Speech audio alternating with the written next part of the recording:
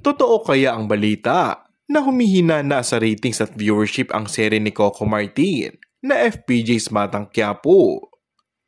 Yan kasi ang mainit na pinag-uusapan sa X at kay Andrea Brillantes nga sinisisi ng ilang mema at maintrigang netizens.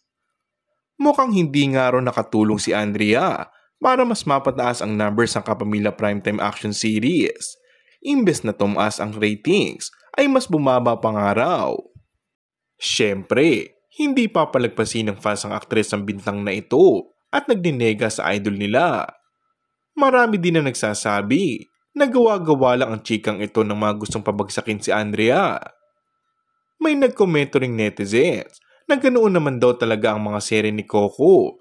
Madalas super taas ang viewership, pero may mga time na bumababa rin ang numero for some reasons. Pero sinagot na agad ng Dreamscape Entertainment ang kumakalat na chika sa online world. Kabaliktaran nga raw ang post ng Dreamscape Entertainment sa social media. Sa katunayan, ay nagpapasalamat pa sila sa avid viewers ng nasabing serye dahil nakakuha sila ng numerong 551,417 ng mga kapamilyang sabay-sabay na tumutok at nanonood ng FPJ's Batang Quiapo sa Kapamilya Online.